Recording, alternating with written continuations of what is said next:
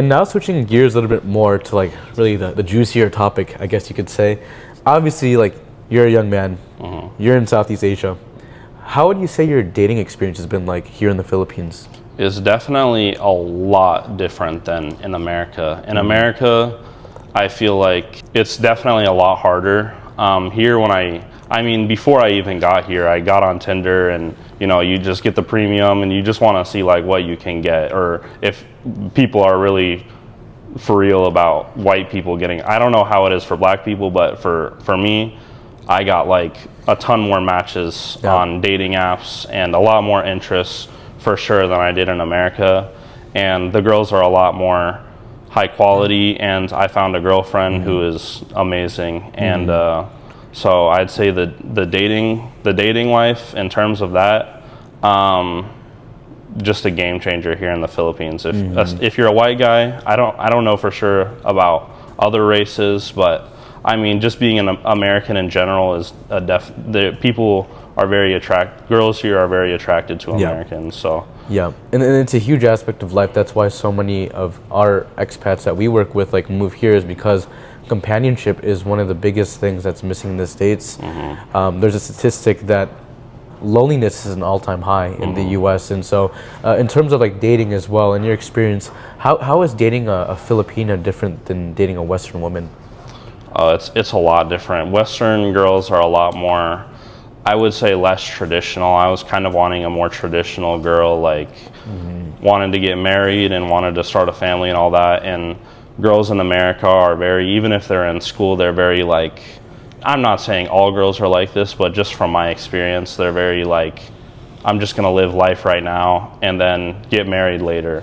Like it's just in the back of their mind. Yeah, it's just kind of in the back of their mind, and they're like, I just want to have fun. And that's just kind of a red flag for me personally. But I'm sure it's fine with a lot of other guys who are also just wanting to have fun. But me personally, I just wanted to get that part of my life over with. So coming here to the Philippines, it was definitely easy to find a good girl. Yeah, 100%. Like I'd say in my experience, even like there's times on like second and third dates where they're already talking about like what are your marriage plans and like long-term plans here in terms of getting married, and like you would never find a conversation like that on a second or third date in the West, because a lot of women there are not as, you know, I guess you could say conservative or traditional. It depends on what you're looking for, but for a lot of the guys coming here, it's of course having that sort of conservative relationship.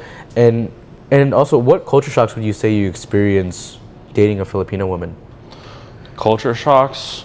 The girl that I'm dating, she speaks very good English. I mean, she's a bit westernized in like culture-wise, not necessarily like marriage or anything like that, but she understands a lot of like American things, like movies, so we can bond over that. Movie references. We're both into Marvel. She watches a lot of mostly American movies.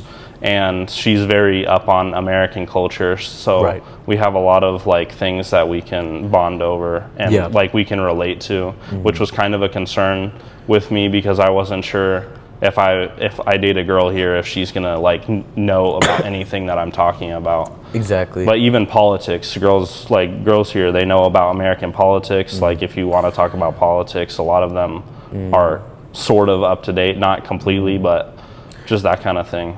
And you're not gonna feel like they're gonna like try to kill you over it, like how it would be in the West, right? Yeah, like, for sure. You can be a little bit more open in terms of like politics. Oh here, yeah, for sure. Like as long as it's not about their politics. Yeah, I don't know anything about Filipino politics, but even if I do, like they still listen to my opinion, and they're a lot more respectful, I'd say, than the experiences that I've had with American girls. They're a lot less.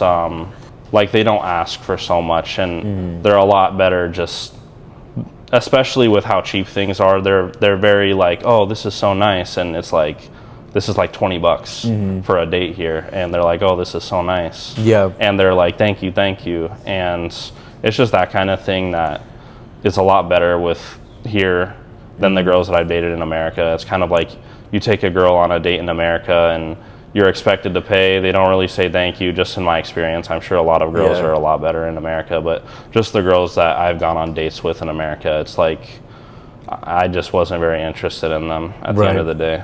Yeah, 100%, and that's your experience, right? And so it's completely valid. And also in terms of like your relationship, from what I've seen, because we have expats that have also tested the dating scene here, and I've seen them time and time again almost get scammed, and girls try to take advantage of them. Like, these are older expats, and they always want money out of them. On the first date, they're already talking about their aunt who is in the hospital and they need help with. But in your case, like, you found a good girl that is grateful for the little things that you give her and is looking for like a long-term future with you. What advice would you give to other expats that are looking to find companionship in a relationship here in the Philippines? Yeah, for sure. If she says, "Oh, my family member is dying of cancer, can you give me some money?" Like, just block her immediately, or just stop talking to her, or But whatever. bro, your heart's so cold. Why not? You don't want to help them? No, because they're probably scammers. At the end of the day, they're gonna scam you. And if you're that gullible and you're gonna give someone money from maybe not even going on a video call or anything, you just give them money. But even if you go on a video call, don't give anybody money. They're just gonna be like, "Oh, he gives me money. I'm just gonna pretend like I like him and just get more money." So all these girls, they know how to act, and they'll, if you're too gullible, they'll definitely rinse you. So you just gotta be very picky, I'd say, because at the end of the day, you have the pick of the litter when it comes to dating. If you're, I don't know what kind of person you are, but I'd say you definitely have an advantage if you're coming from America or if you're white.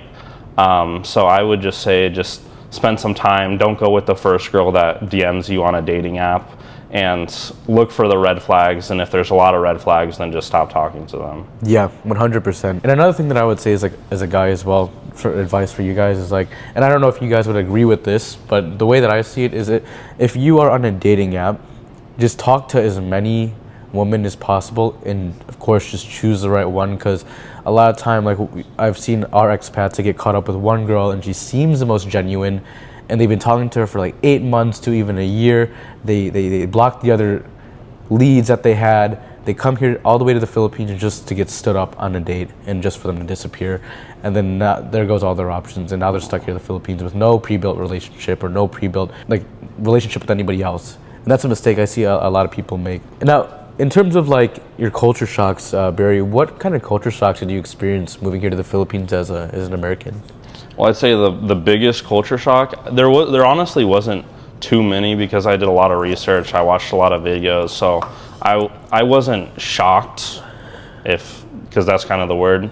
But I'd say the biggest culture shock was the traffic and how people drive here. Like, literally getting picked up from the airport was like one of the craziest moments of my life. Like, the traffic was crazy. Being an American, I thought that the traffic in Florida where I was living was crazy, but as soon as I got in the car on my way to the condo from the airport, the traffic was crazy. There's motorcycles going so fast through cars that are stopped, and there's bicycles going, and people are this close to hitting each other. Right. Like, cars just switching lanes and they're this close and it looks like they're gonna hit, and I'm like so on edge as soon as I get in the car, and I'm like, holy crap. Like, but honestly, I've never seen a car crash here. I've never even seen a fender bender or anything, which is very surprising. Yeah, I mean, it is interesting. Same here. I mean, it's like the way Filipinos drive, it's almost in a sense like there's an art to it. There's there's a controlled chaos behind it, and so it is interesting. I've seen that as well. And how would you say the locals have treated you so far here in the Philippines? I'd say overall the locals have treated me very well. Especially the people who work in your condo, like the door guys. They're always so nice and greeting you and asking you how your day was, and you kind of build like a relationship with them.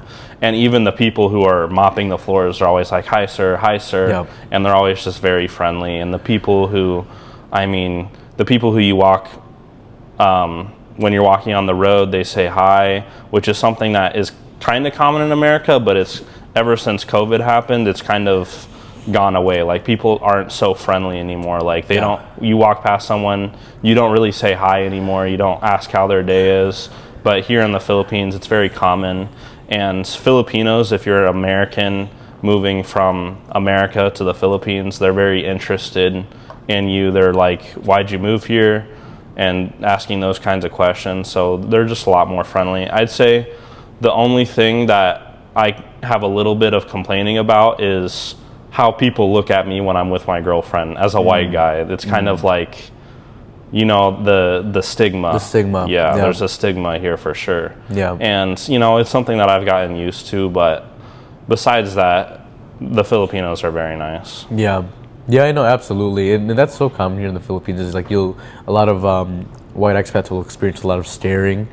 And yeah, it's definitely something that you have to get over. But over time, like, I think at the end of the day, they don't really mean too much harm by it. Yeah. But of course, like in America, if you stare, like, Yeah. what's up? Like, what's Yeah, the problem? like, you want to fight or something? Yeah, But exactly. Yeah, here I get stares. Like, I remember I went to Kamaya, the beach in Kamaya, and I was with my girlfriend just walking down, and there was literally just everybody just staring at us. And I was like, at first I was uncomfortable, but you just get used to it. You just ignore it.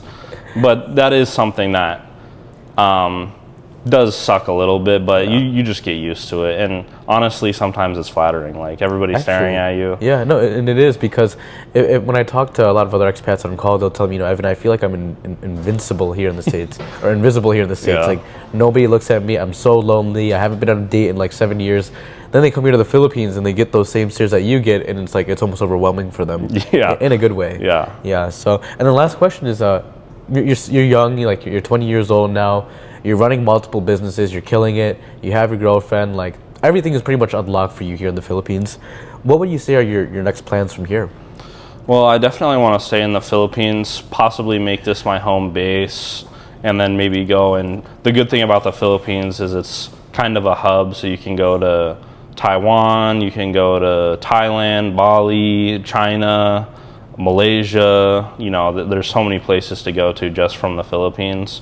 So I think I'm just gonna make this my main hub for now, like my home, and then maybe in the near future, every month or so, go on like a 2-week vacation to you know, Malaysia, Thailand, and the other countries I listed. But for now, I just want to explore the Philippines, because I mean, there's so much to explore here. Just Palawan.